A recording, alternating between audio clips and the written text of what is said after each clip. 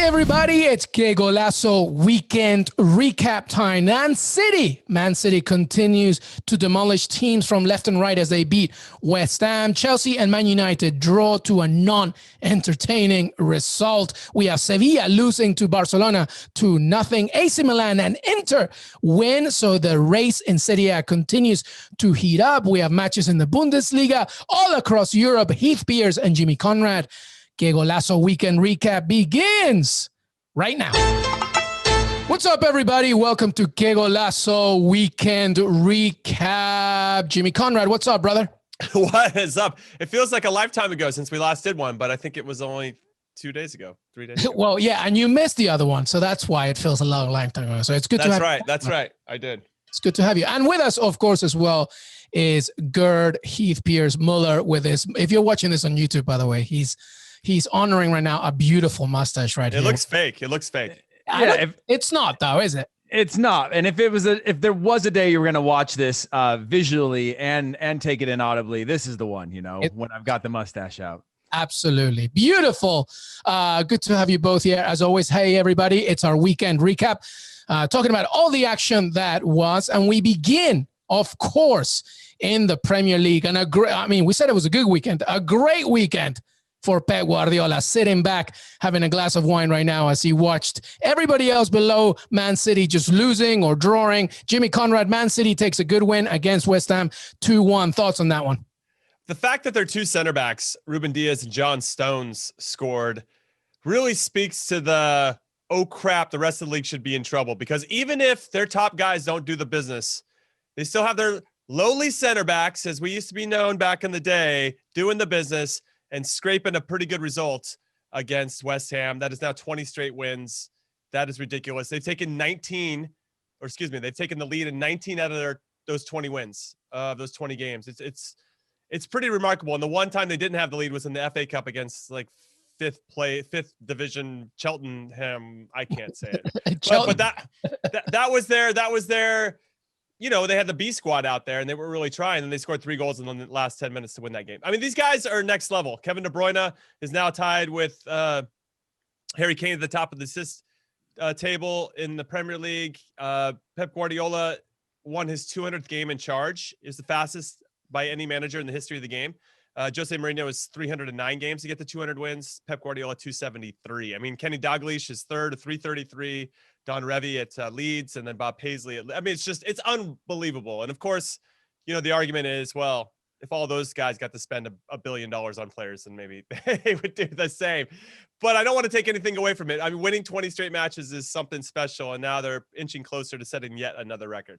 Absolutely. And a very good point about those two center backs. When John Stones and Ruben Diaz get your goals and everybody else is like, yep, go ahead, it's your turn, then everybody better watch out. A good fight, though, from West Ham. David Moyes, a contender of, we talked about this, Jimmy, last week, a contender for Premier League Manager of the Year, 100%. But Man City is just too good, Heath, Pearce. And now they are top of the table still, of course, 62 points. They've only conceded 16 goals, scored 52. They've only lost twice, and they've won 19. And as Jimmy said, Guardiola and City and co continue to go on. Thoughts on that game and just Man City overall, to be honest? Yeah, here's a hot take. Gundogan and De Bruyne were both bang average in that game. But it didn't matter because, as Jimmy said, the lowly $200 million center back defensive line were able to pull through. That does come with a few catches, but they were able to come through on this one. And I do want to point out, as you mentioned, West Ham looked like a Champions League club.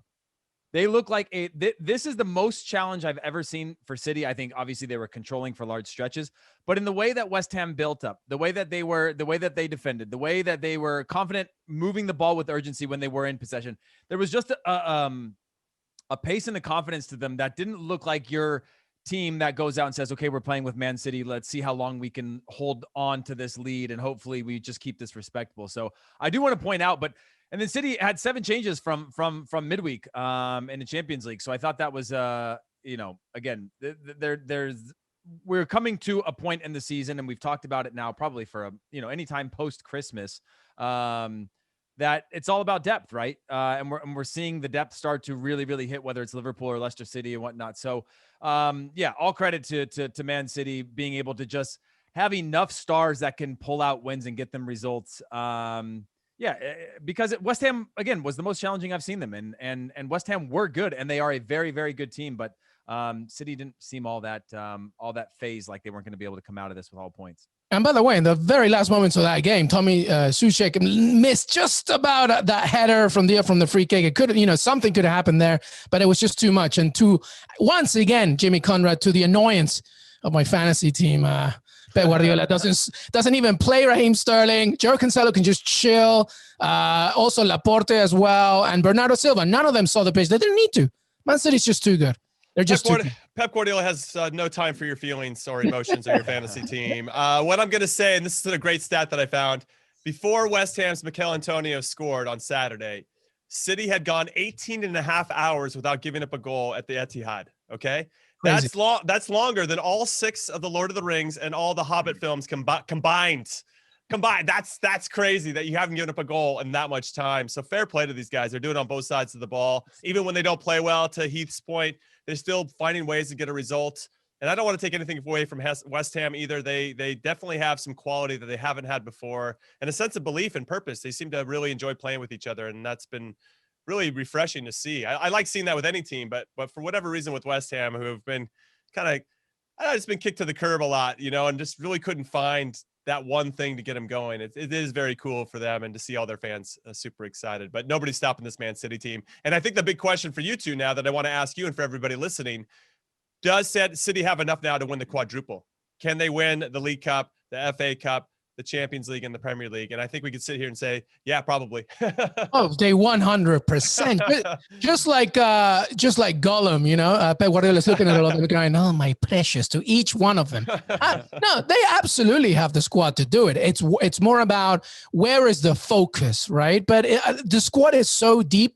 It's so talented that you can put anybody in a first 11, honestly, even in the Champions League, and they will do the business, because Guardiola has that mentality where he's like, as long as everybody is on the same page, we can do whatever. And that's what it looks like right now. Heath, Pearce, final thoughts on Man City and that question that Jimmy asked. Yeah, this is a multi-year system, right? It iterates over time and it iterates with the game, but there is no secrets as to the way City play and the way that they buy players to play a certain way. And they have hiccups along the way, but they have so much depth that it's really, it seems easy, like just buy a bunch of players and it works out. But it's such a system that it's a lot harder than it looks, right? And now they're humming, and yeah, they're creating their own reality. So I think the quadruple is not unrealistic, but I do think, you start to look to secure the bag here for the Premier League and then Champions Leagues, right? It's got to be the bus. But even if they finish the year with one of those in the way that they had been going at points of the season, not really in a funk, but sort of off the radar, one major trophy will be a successful year. And then, there was all this talk of like, is Pep Guardiola's, is his reign over? Is he burning the players out? It's the typical thing that's cyclical because it's been the same thing for so long, but they just look really energized and buying into the system. And so, yeah, for the quadruple, or, hopefully someday we'll see a quintuple, you never know.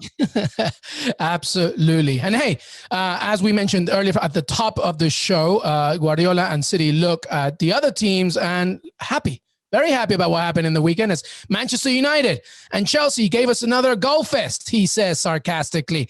0-0, Jimmy Conrad. What do you make of this one? Do you have much to say on this game? I mean, there were a few chances a little bit more exciting than your usual stalemates, but still 0-0 as Ole Gunnar Solskjaer and Thomas Tuchel play out a 0-0 draw. Listen, I'm absolutely buzzing because I told everybody that you should consider betting on this to be a draw and under 2.5 goals, and it delivered, baby. Let's go. Prediction God status confirmed. So, yes, I want all 90 minutes of my life back outside of that, but I hit my bet, so I'm pretty excited about that. I would say what's really troubling from a Manchester United perspective is the fact that they haven't scored in their last 6 against any teams that are traditionally top 6. So I throw Arsenal in there. Sorry, Heath. But they haven't scored in those 6 games. And I wonder if it goes back to when Tottenham slapped them 6-1 at the beginning of the season. And Ole Gunnar's like, hey, listen, let's just share the points with all the top 6 and go get the wins against the bottom feeders. And that will somehow propel us into the top 3. It's not the worst strategy of all time, but I find it interesting about how conservative they get. Now, both goalkeepers had to make a couple saves, so there was a little bit of action. And Bruno Fernandes, there's a big knock on him disappearing against the big teams. I find that to be, I don't know. It's nice for. He's tired, Jimmy. He's tired. Of course he's tired. He's been carrying. You imagine holding the whole club on your back for a year? I mean, of course he's tired. Marcus Rashford's tired. I just think Ole Gunnar Solskjaer sometimes, shit, like, why are you putting so many minutes against the Real Sociedad when you're already 4-0 up and coming into the second leg? He's tired. What do you think, Heath Pearce here? Another draw. And a little bit more on Chelsea, I guess, because Tuchel remains undefeated. Looked a little bit frustrated. Your boy Pulisic, both of you, he got some minutes. What'd you make of it, Heath Pearce, on the Chelsea side specifically? Yeah, again, I think Jimmy was spot on in the fact that it was a boring game, right? I think if you were to go back, and my brief thoughts on United, if you were to go back at the start of the season and made that plan, that's a pretty successful plan for Man United. The only reason that I'm probably giving them less slack is because they were in the title race for a decent amount of time. Outside of that, I'm like, okay, Champions League spot, great for Manchester United to get back to that and be consistent and finding a way that. But for Chelsea, yeah, it's a good start for Tuchel. He continues to tinker. It sucks that we're not seeing a lot of Pulisic at the moment, but on a personal level. But again, you look at the depth that they have across their squad, and again, it goes to beg the question of you don't see a lot of teams. You see a lot of systems around the world that are about playing young players, right? And Chelsea are currently shifting towards this young player thing. But you don't see a lot of trophies coming out of the clubs that have it. You see selling clubs, you see competing for European spots, but you don't see a lot of trophies. And for Chelsea, it's all about trophies there, right? And you're looking at a squad that's rotating a lot of young players that cost a lot of money, and with that comes expectations. But the consistency is never going to be there when you have that many young guys on the pitch. I do think that they're good in spurts. I think they're really exciting on the attack, Chelsea. I think this is a successful result against a Manchester United team that are a good club, right? But it was just boring, I tried to I was like, what am I going to say today? What's the angle I'm going to take on this? Like, what is the hook? What's my stance on this whole thing? And it was just like, I was just watching it, just waiting for something to come to me. And I wasn't passively watching either. I was actively watching to see like, what's the moment from this that I'm trying to gather. And all I got was bored. Like, I got bored.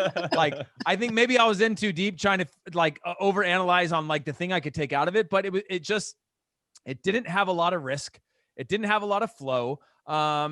And again, maybe I'm giving too much credit to what to expect out of these games and where we're at in the season, with both teams not really wanting to give up too much, fighting for what is now just Champions League spots. But which is a big deal because now that Tuchel and Chelsea tie, right, Jimmy, you still got Liverpool with a win against Sheffield United, now only 1 point behind well, Chelsea's fifth, first of all. They're not even in a Champions League spot right now. So you got to go at them. This is why I get really frustrated with these top six bunny ears again, top six clubs, where they, if you want to make sure that you keep getting recognized and getting that top four spot, like, you better go out there and try and win. There were moments in that game where I just thought they were just waiting for the minutes to pass by. But to be fair, back to the original point, Jimmy, I thought that United just looked tired.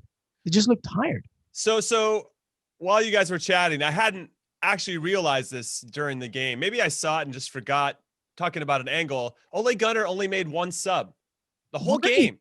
That's crazy. One sub. Like, what, to your point, yes, they do look tired. And yes, they did roll out some of their starters against Real Sociedad in leg 2 when they didn't need to, and took them off at half and whatever, maybe to keep them sharp. Just you got to rest these guys, because I looked at their schedule. Crystal Palace next, which isn't going to be, it's at Selhurst Park, which they're usually better on the road, so maybe they'll get a result. Then they play City, AC Milan, West Ham, AC Milan, and then Leicester in the FA Cup. And then, oh, by the way, after that, they got Brighton, who aren't easy to beat, and then Tottenham. It's just like this next stretch of games is pretty wild for Manchester United. And then for your point about Chelsea, yes, they got a lot of identity issues, and I think Frank Lampard was dealing with the same stuff. The difference between Lampard and Thomas Tuchel is that Tuchel is still getting results while he's tinkering, whereas Frank Lampard didn't know how to do that and couldn't do it consistently. And so it's interesting to see how they're going to play out, because their schedule gets pretty difficult too. They got Liverpool next, to your point. Obviously, that'll be a big one with regard to the top four. Then they got Everton, away to Leeds, at home to Atletico Madrid, and then it starts to ease up, if there's quote unquote any easing up with any games remaining in the schedule. But that next stretch for both of these clubs that we're talking about are pretty pretty ridiculous. And we're going to see, I think, in a couple of weeks where everybody stands and how things are probably going to play out for the rest of the season. And listen, by the way, any other season when we have these discussions, we're thinking, well, they're third, they're fourth, they're clearly ahead of fifth, sixth, seventh. That's not the case right now. Chelsea's fifth, Liverpool's sixth. Right now, there is no Champions League for them unless they win it this year, right? So there are things to consider. And now we go to third place, Leicester City, who choked a little bit. Oh, a lot of credit to Arsenal. I thought they were good. 3-1 to Arsenal. Let's begin with you, Arsenal fan, Heath Pearce. A good win for Arsenal, even though Leicester City scores first, and then you get your 3 goals. I thought Nicolas Pepe was fantastic in this one. A good win for the Gunners. Yeah, I want to go back to when Jimmy talked about lowly center backs, and David Luiz. There is no lonelier. Yeah, scoring the goal. But yeah, the start of this game was one that reminded me a little bit of City, where it was just like shut off very early on, and you think, oh man, they're gonna have to like kind of claw their way out, and probably Leicester City being efficient when you give them a chance. This is going to be a long one for them to come out of. But they did really well. It was a very complete performance from Arsenal after the early goal, which isn't typical of Arsenal. They are on a good stretch right now. Even though it doesn't feel like it, it just feels like there's always negative news about Arsenal. Then like 3-4 games go by, they can get some good results, and then you don't realize that, oh yeah, they're in this run of form because they're either in form or they're out of form. There's not really a consistency to that, but overall, the issue for me is for Leicester City is obviously injuries, right? Johnny Evans and Harvey Barnes left the match. One of them on, I think it was Barnes on a stretcher. That doesn't look good. And then you've got Madison, Fofana, Perez, just the whole bunch. I think there's even more than that are out with injuries. And that's where I worry about Leicester for their chances in the league, right? They went out in the Europa League. Am I correct? Yes, correct. Yes. They went out in the Europa League. I have a beef with them. Don't you worry. Keep going. Yeah. And so, this is one of those ones where I know and Jimmy knows this, like a lot of times you can pinpoint these moments and you say, okay, hey, they're out of the Europa League. One thing left to focus on. And it's just the league. It's easy. You just, now you just shift it to one focus. But you were one of the favorites in the Europa League. You just went out. It's not, sometimes you think it just narrows it down to like less to worry about, but that's a form thing. That can be a deflator. And then you add that to injuries and you start to create and your own narrative inside of a locker room. And so, it doesn't help that they then go to play against an Arsenal. And an Arsenal that were pretty good all around. I dare give Granit Xhaka some credit for some things, but they were solid. They were solid, and I worry about Leicester now, where they're at for the rest of the season with the injuries that they have and the form that they're in. Because just 2 weeks ago I was saying these guys have got to be one of the top 4 or 5 in the Europa League in terms of chances, and they're going to finish in a Champions League spot because they just have that sort of we win games mentality. But it wasn't an uneducated thought, because Leicester City were doing well and they were favorites in the Europa League. And it's just, like you said, the injuries are just too much sometimes. By the way, they're in the FA Cup quarterfinals against Manchester United. That's going to be another thing to think about. But they still have to play Man City. They still have to play West Ham. Again, United again in the league, then Chelsea, then Tottenham. Their last 3 games of the season, United, Chelsea, Tottenham. That's not going to be easy for them. So it's going to be interesting to see. Thoughts on that game, Jimmy, and feel free to beef it out. Oh, I'm gonna beef it out. All right. I wish we had a Thursday podcast after the Europa League because we had our Europa League parlay going, and I know Milan blew it as well. But I was really pissed about Leicester. The fact that they could only muster 3 shots on goal against Slavia Prague at home is absolutely unacceptable, especially when you have players like Jamie Vardy in your team. And the 3 shots weren't even good ones. They're like, grass cutters or whatever the hell that phrase is. I'm bitter right now because I was really excited that we had our whole community. Everybody was coming on Twitter to let us know who they were parlaying with. And I'm going to be pissed at Leicester for a long time. Jimmy, let me interrupt you real quick. Yeah, please do. I do want to point out, by the way, that we were talking a few weeks ago about Leicester City resting their squad. They were so informed that they were going to rest in Europa League, right? Like that's what we were talking. That's how we were talking about Leicester just 2-3 weeks ago, is like, rotate the squad for Europa League, balance. They're in form right now. And then, I wanted to remind everyone that that's the Leicester we were talking about just a couple of weeks ago. because they could afford to do it. Now the injuries have really made it look. But to your point, Jimmy, and you will continue after this, but I think the Europa League loss kind of set the theme for what happened this weekend. Yeah, it really did. I think they're just not the same, and it's crazy what 1 week can do. And now they're also in the FA Cup. They play Manchester United. So we'll see. We'll see how they kind of respond. And obviously these significant injuries to key players, again, with Johnny Evans and Harvey Barnes, without James Maddison in the team, they're just not the same. And it's clear that how important those guys are. When they're healthy, obviously they're one of the best, but when they're not, they're just not as strong. Now I do want to pivot to Arsenal a little bit because you did bring up Nicola Pepe. I just wanted to say from a fun fact perspective, he scored 4 goals in his last 7 Premier League starts. He's on it. That's as many in his previous 21 starts in the competition combined. And I think that's a pretty big deal. And then what I wanted to say, and I actually thought this was a cool stat. This was Arsenal's first away victory against a team starting the day in the top 3 of the Premier League since January 2015. Wow. They were winless in their last 14 in these types of games coming into today. 3 draws and 11 losses. So I do. Not only do I want to give Granit Xhaka some love, and I did give him, I criticize him a lot. And I thought Willian was very good today as well. 2 guys that are very much maligned, not only from us, but from many people around the world. They showed up and they played well. And I think that bodes well for Arsenal in particular. I thought it was a nice way to rebound, going down a goal again against good opposition and then finding a way to get back in the game. And I actually think the penalty right before halftime, I don't know what Ndidi was doing, a questionable handball, a lot of handball issues this whole week around the world. But that giving up a goal like that, if you're Leicester and you're feeling vulnerable and things aren't going your way, to give up a goal right before halftime has to be incredibly deflating, I'd say is probably the right word in terms of momentum. And then obviously Arsenal are like, oh my God, we're back in it. We're winning. Let's go finish this off. And they did in the second half. So fair play to Arsenal. I thought it was a good response from them. Yep, and that takes them to top of the table, top half of the table, not top of the table. Whoa, tap the brakes, Luis. Let's not get ahead of ourselves. I thought my headphones were cutting out there for a second. I was like, oh. I was acting like an Arsenal fan. 13-point game today, or not? That's like a 30-point game. I gave you way too much praise there, but that takes them to 10th, top half of the table as Aston Villa beat Leeds United 1-0, and Tottenham. Gareth Bale from the darkness embraces and scores a brace. I mean, it is Burnley, but, Tottenham look good and a good response from what's been going on in the league recently. Jimmy Conrad, Tottenham, Everton play on Monday, by the way, so they're 7th. Tottenham are in 8th place with a good win against Burnley. Villa beat Leeds, they're 9th. Just thoughts on either game, both games. The mic is yours. Well, one of the things that we would talk about, and I'm sure Heath was part of these conversations when we were players, was that you're never as good as you think you are, and you're never as bad as you think you are. And I want to say with regard to Tottenham, I'm not going to get caught up in this. Burnley have only won 1 out of their last 8. They're not playing particularly well.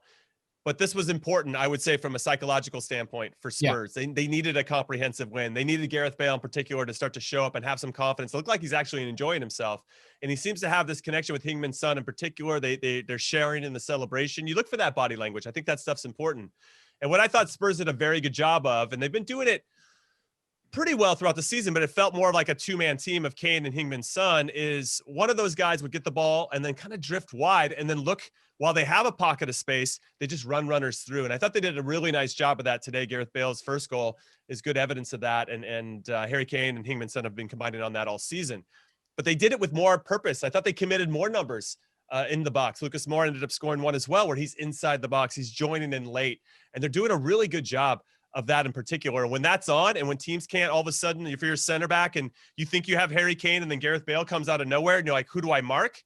When they put teams like that on their back foot and make it hard for defenders to know which person to get, they are really, really, really good. It's just, I think it's the defensive side of the ball is really what's been hurting them. So we could say all these goals are important and Gareth Bale's important, but that clean sheet might be equally important for Spurs. Just be like, all right, cool. Let's just lock things down in the back again and really tighten things up. And if we get goals, great, but let's make sure we got it locked up back here. So yeah, big win and important for both sides of the ball. Yeah, and listen, Tottenham registered their biggest league win at that stadium since around the time Mourinho actually arrived in December 2019, which also actually that game happened to be also against Burnley. It was 5-0. So Burnley is a good way for them to get their momentum. Heath, any thoughts on Tottenham as they, a good win? albeit not necessarily the strongest opponent, but, a good win. And to Jimmy's point, the chemistry is looking a little better. Yeah, Gareth Bale looks fitter. He looks skinnier. He looks more excited. If you saw his first games, every time Gareth Bale would get the ball previously, you'd look at him and you'd be like, be Gareth Bale, right? Run past the guy, take a touch, drive to your towards your right foot and go past him. Go over, cut inside on your left. And it just wasn't happening. It wasn't working. And he just looked slow, kind of lethargic. And it seems like they've been able to, whether it's get him fit or get him mentally motivated or back into it. He beats his first man on the dribble today. Every time he wanted to go past somebody, he went past him on a stride, and he's got that long stride. When he set up Harry Kane for his goal, when he hit that long diagonal to him, he hit it in a way that I haven't seen him strike the ball, right? That confidence of just clean, and he looked in form, and that was just a pleasant surprise to see everything he did. And then obviously his one of his goals where he just pings it to the back post with his left foot cutting inside. You're just like, that's old Gareth Bale, right?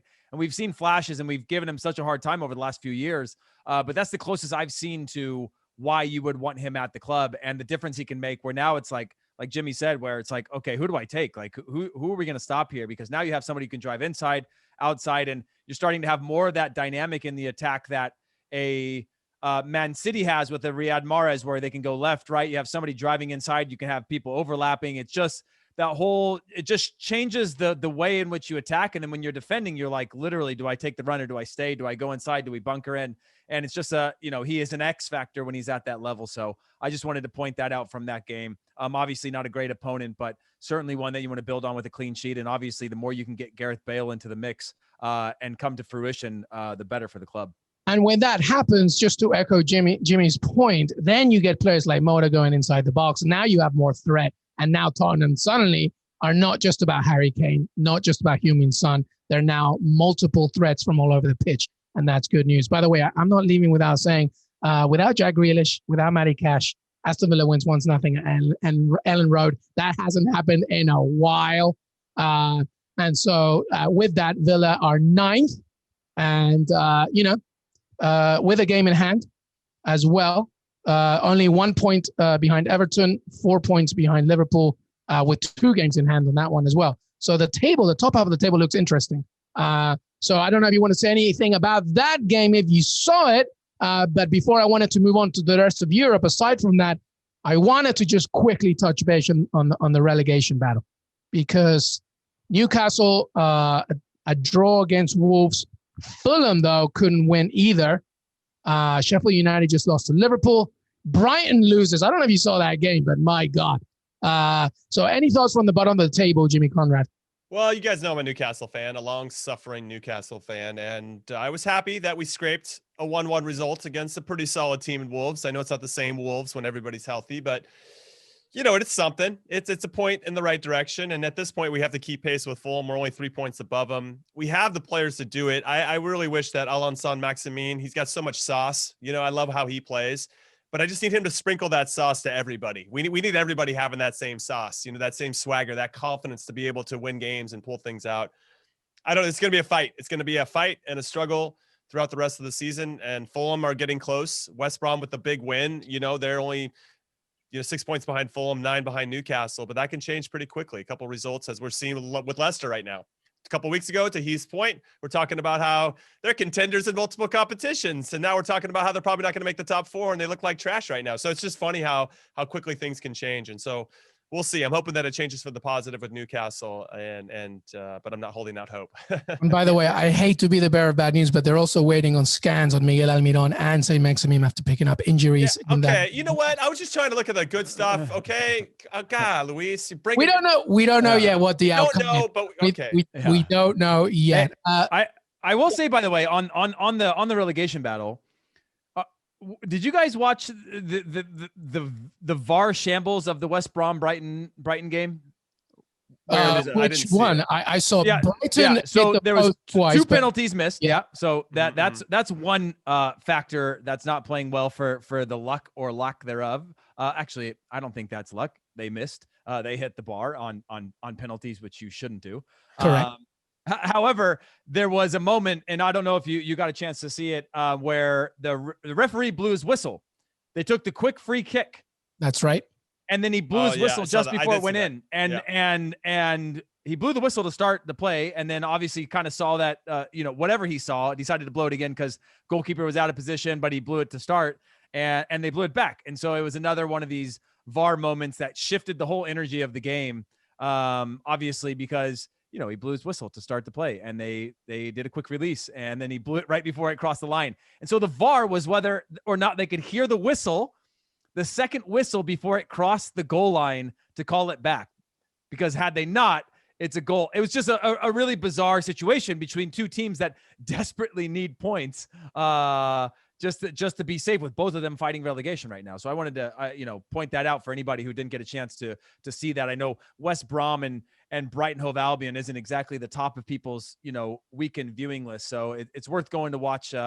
And like we've talked about before, you always know something's going down when a highlight package from a game like that is like 22 minutes. Absolutely. Was there that many shots? And you realize, no, there's like 9 minutes of controversy. So go and watch it. Yeah, the referee Lee Mason really lost control of that game, I think. And to your point, it's a major decision that could come costly as we get closer. All right, we're going to take a quick break.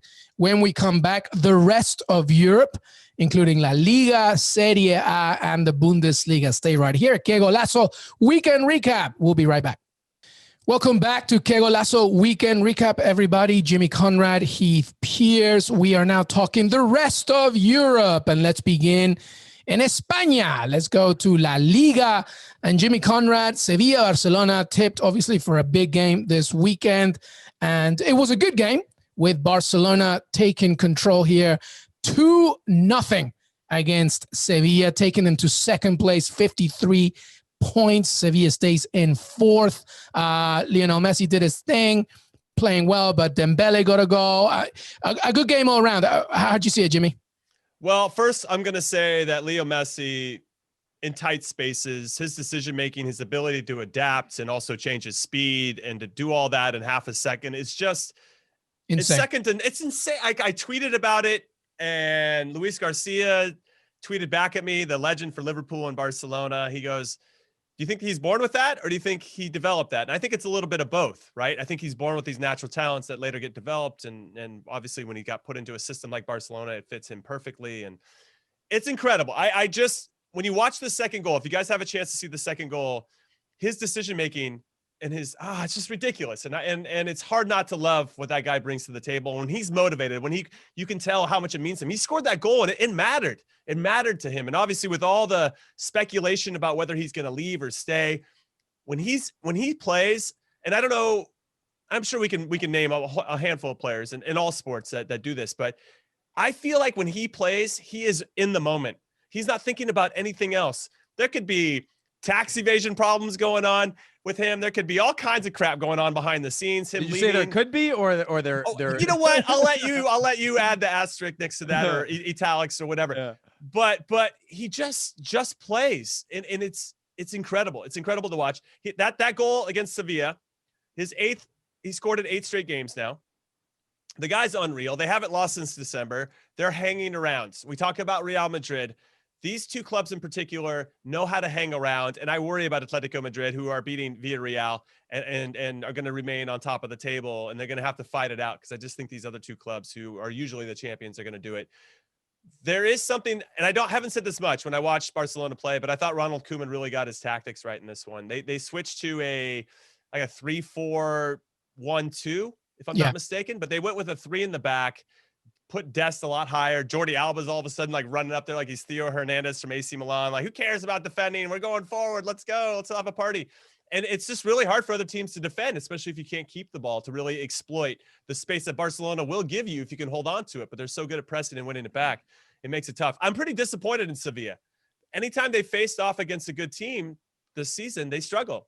Real Madrid, Atletico Madrid, Chelsea, Borussia Dortmund, Barcelona. They just can't hit those guys in a way. Those teams are used to playing against good players. They're used to being around these guys. And I know they got Barcelona a little bit earlier in the first leg of the Copa del Rey semifinals. And I'm curious to see what happens midweek when they play again. But I don't know. I think when it comes to the league or in European competition, there's something off a little bit with Sevilla right now. And I don't know what it is exactly. It could be injuries. They don't have Ocampos, and Nesri didn't start this past weekend, but he came on late. I don't know. Maybe Julian Lopetegui's running into things that we just can't put our finger on.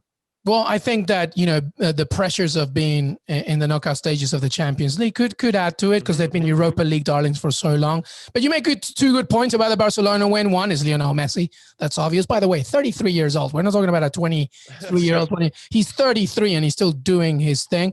And the second point that you made was, we've criticized Ronald Koeman a lot in this show. This one, he was spot on. Spot on. The formation that you talk about was insanely smart. This sort of 4-line behind Dembele and Messi. I thought Sergio Busquets was very, very good. It was just a very good performance, and he outmanaged Lopetegui, to be honest, aside from Lionel Messi, of course. Heath, Pearce, what do you make of it, especially to Jimmy Conrad's point, which is they're undefeated since December.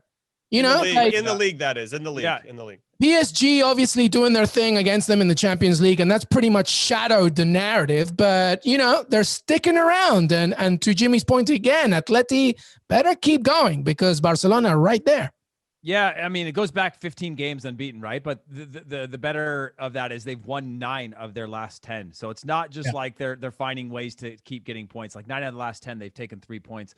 For me, one, I know that it's got to make Koeman suffer to not play a Dutch system, right? To go to 3, like that is what you call sacrificing one's own personal beliefs for the greater good of the team. But I do think it's genius in a lot of ways. One, as Jimmy mentioned, when they lost the ball, it put them in a lot of high positions to just collapse on teams, right? Literally just high press and transition where you have your outside backs already in a higher position, but you're not as vulnerable. When you have your wing backs there, Serginho Dest, and this has been my biggest criticism of him before he was Barcelona Serginho Dest, is his first couple of games with the U.S. team, he got burned. He got burned regularly on defense. And you go, okay, Barcelona, perfect. This is the perfect scenario for him because they're going to have the ball all the time. His starting position is on the half line. His transition just needs to be fast to fall back behind the ball or press on a transition. But today it made a lot of sense, right? And they were able to control the width of the field. They're control the height. And when you have a Dembele who's now able to, in transition, just stretch teams, it changes things, right? When you're a team that knows that most of the possession is going to happen underneath you, you can start to cheat up and the game can be predictable, even against the Barcelona, right? You just have to hope that they don't create moments of magic, which they clearly are at the moment.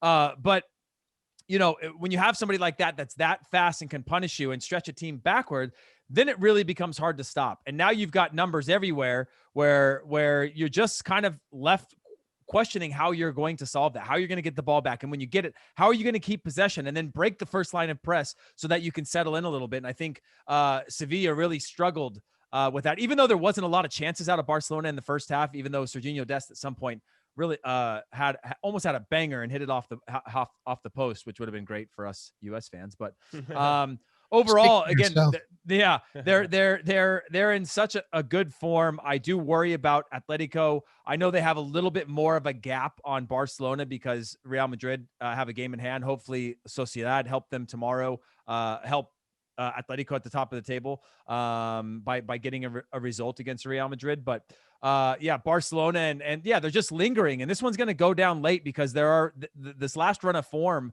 for Atletico, I'm a bit worried about, even though they are going to get the result. They got the result today. They're and still top of the table. I worry about the sustainability of that because they don't look the same as they did a month ago or especially 2 months ago. Yeah, well, as we speak, they're beating Villarreal 2-0, and a few other little points here. They obviously as well, let's not forget they have a game in hand as well. They're top of the table, but to your point, they're only 5 points above Barcelona. After the Villarreal game, they got the Madrid derby, which is huge. Athletic Bilbao, which is, not going to be, there are no easy games in La Liga. Getafe after that, then the Chelsea game, but they still have to play Sevilla, Atletico Madrid. They still have to play Barcelona, Real Sociedad. There's still games for Atleti to play and make sure that they keep continuing. Obviously, they're big games for everybody, but this next month and a half is very tough for Atleti, so they just have to keep rolling. And, because of their system and then the way that they play, you want to, if you're an Atleti fan, you want to make sure, can you hold on and stay and keep it together, because it's so close for them to finally retrieve La Liga title. But any final thoughts on Real Madrid? Heath's point, they play Monday, by the way, but any final points, Jimmy, on La Liga and this race? Yeah, I was just going to bring up Barcelona one more time, because I was looking at their schedule, and yes, they play Sevilla midweek in the second leg. They're down 2-0 in this Copa del Rey semifinal. So I'm curious to see how they perform after just beating them 2-0. They have a lot of work to do, but if they can score first, I think we can all agree that puts them in a good position. It can definitely happen. Change very quickly, and Sevilla seem a little down on themselves, so we'll see if that momentum carries over. Barcelona dropped 4 points to Cadiz. Okay, Cadiz just got promoted. They're 15th in the table. They're going to look back potentially on this, right? Because once Atletico they got 2 games in hand, they'll get these 3 points. They'll be 5 behind, potentially 8, but they dropped 4 points to Cadiz in their 2 games against Cadiz. Cadiz had 4 shots on goal over 2 games and scored 3 of them. Barcelona had 82%. This is on average over the 2 games, 82% possession. These Cadiz scored what? They scored 3 goals on 4 shots. That is next level. And I think it would be crazy if you look back on the season, and if Barcelona loses the league by 4 points or less, you're going to have to look at those 2 games against Cadiz. I just wanted to bring that up because I find that to be remarkable. Cadiz just has Barcelona's number for whatever reason. Well, I'll tell you what, Atleti should send like a huge champagne. No joke. To Cadiz. May 9th, by the way, Barcelona, Atletico Madrid. That should be a great game. All right, let's move around Europe here. Serie A continues to be interesting. Inter Milan do the business against Genoa 3-0. And AC Milan just about make it happen against a very tough Roma. They win 2-1 in the end. Juventus play on Monday, I believe, right? So, the top of the table is interesting. Let's begin with Juve played on Saturday and tied with Hell Yes Verona. Oh, that's right. 1-1. Yeah, right. Cristiano Ronaldo scored first. And then I actually thought it's not Hell Yes, it's Hey Yes. Hey Yes Verona. They should have I think it's funnier to call it Hell Yes. But they had more chances. I actually thought they could have maybe stolen all 3 points. So that's right. And they scored late. Barak scored in the 77th minute. That's right. Yeah, so that's a big drop points, and it's looking more like Inter Milan are going to run away with this, even with AC Milan beating Roma. Well, let's stay here then. Inter Milan, 56 points. Milan, 52 points. Juve, 46. Atalanta, 46. Roma, 44. And then it's still very tight for a Champions League spot and Europa. Heath, who are you sticking with winning Serie A? Yeah, I mean, Lukaku continues to score, and I think that's an indicator of the form that they're in. Zlatan went out with an injury today on the groin. I don't know if it was just a precautionary thing, but in the throes of a very important game for them, didn't stay on he went out when it was 1-1. And so I don't like AC Milan right now. You're seeing they don't seem to have a trust in Leao. They don't have a trust in Dalot. They don't have a trust in Brahim Diaz. All those guys, they're seemingly not believing in certain players that were delivering for them early on in the season. I would love to say this is rotational issues or just squad rotations, and maybe it is, but at the same time, it just seems like there isn't a consistent team that you go to get results right now. And so I'm a bit worried about AC Milan. Juventus, I think we've seen they've had enough of these road bumps that I just don't see there being enough consistency for their once in a decade dropping of the league trophy. And so, they continue to find themselves in games where they should, a Juventus normally could close out a 1-0, but they don't, or they're down 1-0 and can't find a way to get 2 goals where magically those would appear in previous seasons when they're in form. So I like Inter to finish out on top of this one, just on pure form alone.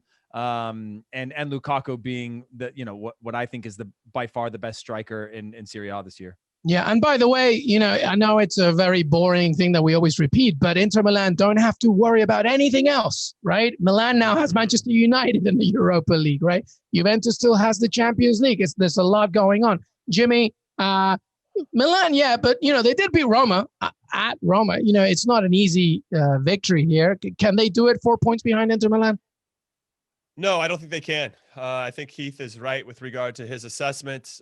I think that Milan maybe were playing a little bit above what they were capable of. Everybody was playing to the height of their potential.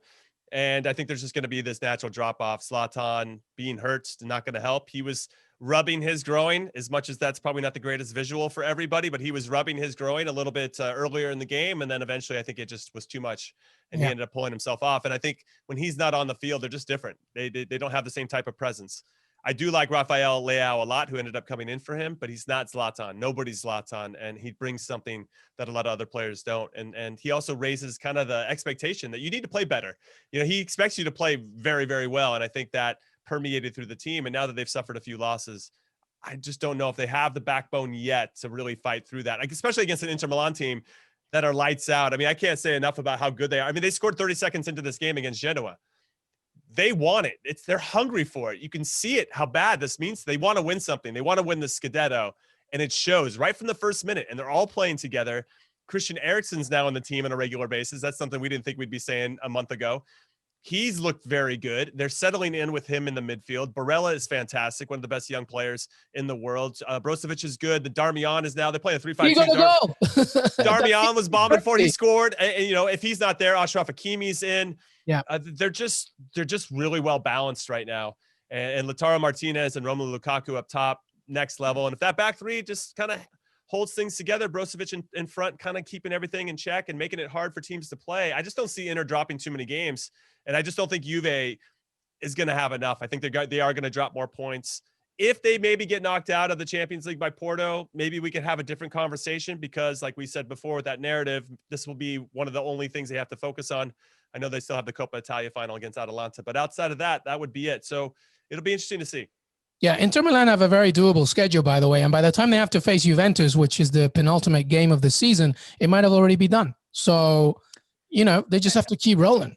Yeah, and I think the Eriksen point, Jimmy, is a great one, because he wanted out, right? He was trying to leave. And now you can see the form of the team that even somebody like that has the ability to cause chaos, right? And I'm not saying that him as a person is that type of person, but somebody who wants out isn't able to. Sure, you're not, Heath. Go ahead. Yeah. But you know, the Danes are good people. You know, they're very simple people. They're not controversial people. You know, they're socialists. So you know man, I'm still bitter after the World Cup in that first game. Peru is still.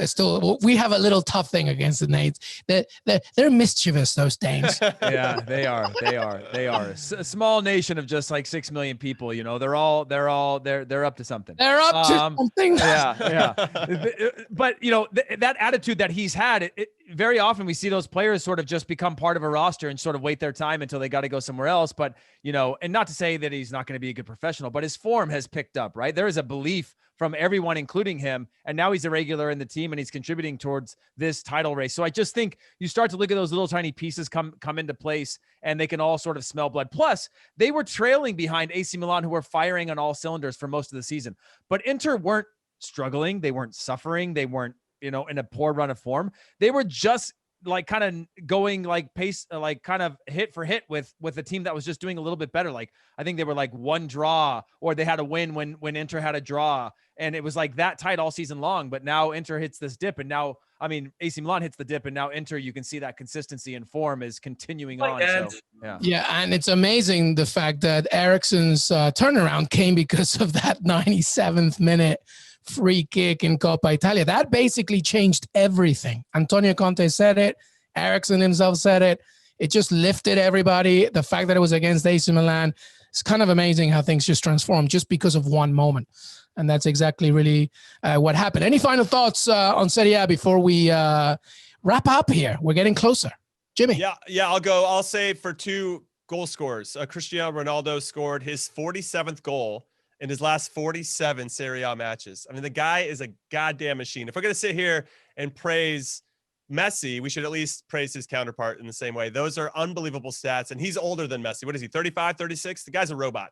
Yeah. And then I do want to give a shout out to one of Luis's favorite, Luis Muriel, because Atalanta beat Sampdoria 2-0. And now Luis Muriel has scored, I wrote this down, scored 14 goals and provided 5 assists in the league, which is one involvement, some kind of goal involvement every 42 minutes. Okay. And that's the best average among the players of the top 5 European leagues. who have played more than 70 plus minutes in the 2021 season, 2021 season. And I don't think we talk about Luis Muriel enough. What a fantastic player. He's amazing, man. On his day, I'm telling you, he's unplayable. They're like Fab Romano, our friend, our colleague, saying how like in Italy, sometimes they say, listen, he has shades of phenomenal sometimes. Like he's that talented. It's just that he needs consistency, etc. But absolutely, Luis Muriel. Wait, how old is he? I don't even know how old is Luis Muriel? 29. Damn.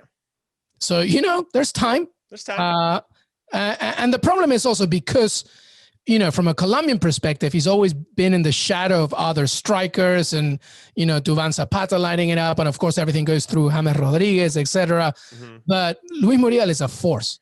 And finally, he's been up and down. Yeah, he's 29. Up and down. He's been throughout his career, gone on loan on many clubs. Finally, he has a home with Atalanta, and it's good to see. Good to see. And we'll see what happens, of course, in the Champions League, because it's a thin margin against Real Madrid. All right. We want to talk Bundesliga a little bit here, Heath Pearce. Bundesliga, biggest topics here. Bundesliga, Bayern Munich got their victory. Anything else to think about? RB Leipzig, of course, had a big game this past weekend against Mönchengladbach. They won 3-2 in that one. So when you look at the table in the Bundesliga, Bayern's still up top, but only 2 points above Leipzig. And Wolfsburg and Eintracht Frankfurt are still in the top 4. Dortmund in 5th with 39 points. Heath Pearce, anything from the Bundesliga? Yeah, obviously Josh Sargent was able to put an end to the run of form of Eintracht Frankfurt with a solid performance in that game. Honestly, my main takeaway, and Leipzig, it came down to the wire for them to come out with 3 points, and they continue in the race with Bayern Munich.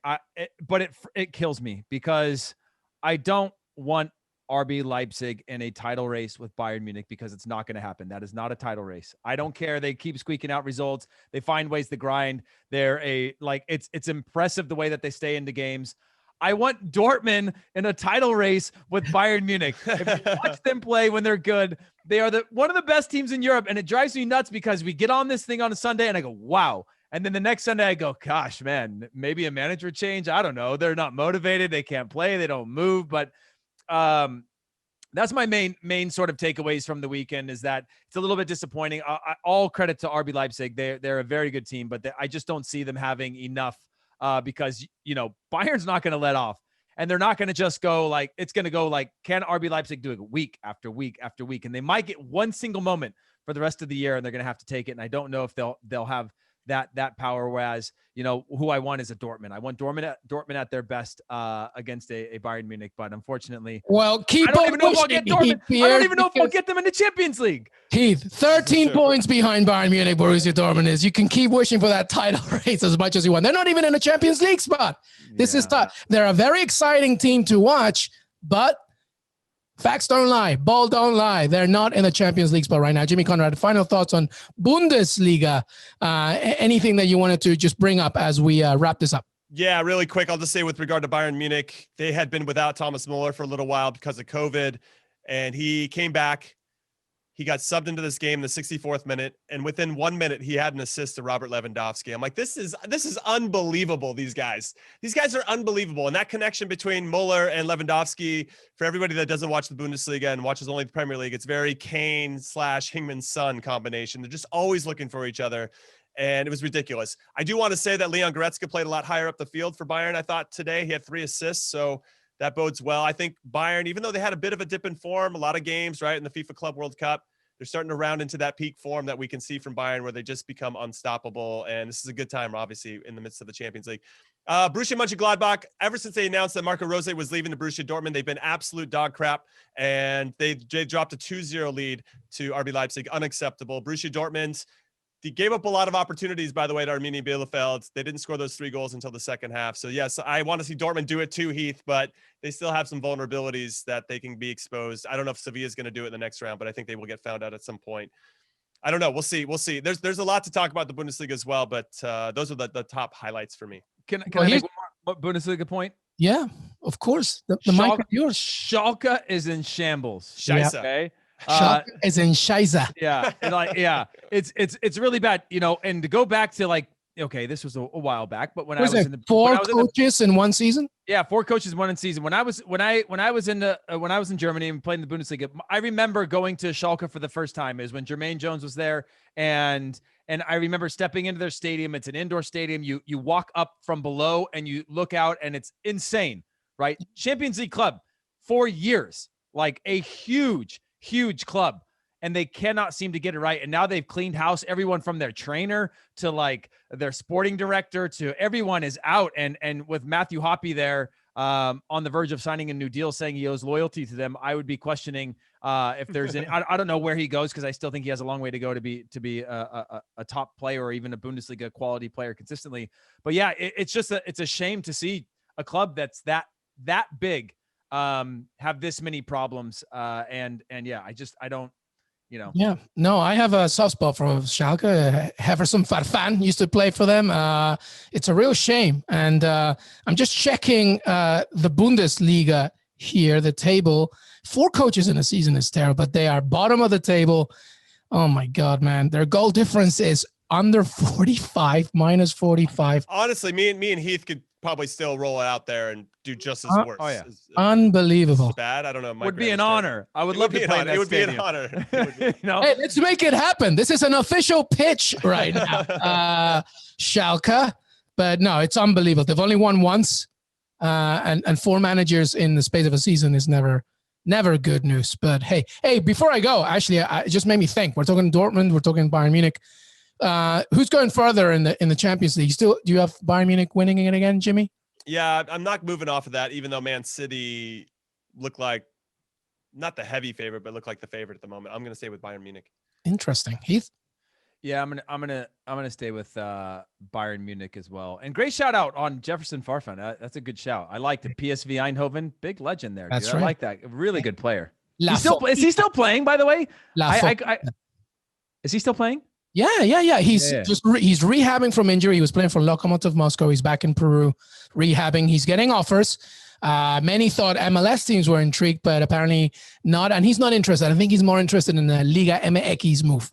Yeah, but he's still doing his thing, man. Doing his thing. It sounds like you're pitching him to us now. Now we got our. Luis doing a little agent work on the side, Jimmy. Heath, any Peruvian, I'll just pitch you. If it's like, if it's my cousin who can't play for, I'll still pitch him. Like, it doesn't matter. But no, he's still doing his thing. But anyway, back to the Champions League thing. Bayern Munich has to be the favorite, but I think Man City is very close. And I know we say this almost every season. It's going to depend on the draw, man. It's going to depend on the draw. That's true. Truly. Yeah. Should be interesting to see what happens. But anyway, that was our weekend recap. You can't say, everybody, that we don't give you a full show, because that was a full show. Before we go, final thoughts. Jimmy Conrad.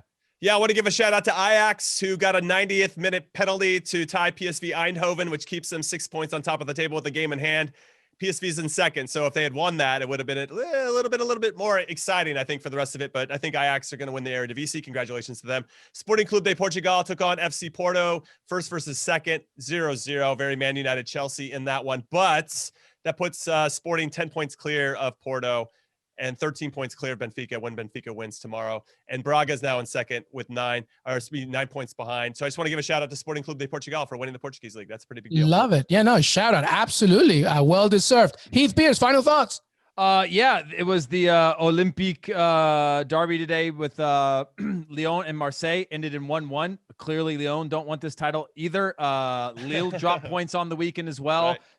PSG were able to win, so that's another league worth tuning into, because it seems like they're playing hot potato with the title race. And I honestly don't know who's going to take that, especially Lille go out of Europa League, and now they've only got this to focus on, and that could again be that dagger where it's like, oh gosh, we had everything and now we have nothing. So and PSG are knocking on the door, and Lyon clearly don't want it either. So and then there's Monaco, so enjoy. Liga, always intriguing. I'm going to give a shout out to Club America. They beat Pachuca 2-0 last night. Watch this game. First of all, Richard Sanchez with a golazo. Then he gets sent off in the 90th minute, by the way. And also Pedro Aquino, Peruvian, scores his first goal for the club. He just won Liga MX actually after moving from León. So that's a good one. But Liga MX, always a fun one to watch. And by the way, Atleti ended up winning against Villarreal. Jimmy, thank you, brother. Thank you, and good luck to my Tijuana Zolos Cholos tonight against Monterrey. Let's go, vamos. Absolutely, vamos. Heath Pearce, thank you, man. Thanks for having me, and shout out to Jefferson Farfan, our biggest fan. On good luck on the rehab, and yeah, that's it from me. La Foquita. Hey, everybody. I want to thank Heath Pearce and Jimmy Conrad for joining me today. Don't forget to follow us on Twitter, Qué Golazo Pod. Listen to us on Apple Podcasts. Please leave a rating and review. It really helps us to grow the show. We're on Spotify. We're on Stitcher, youtube.com/Qué Golazo. We're on cbsports.com. I hope you have a great start to your week and keep enjoying the beautiful game. See you next time.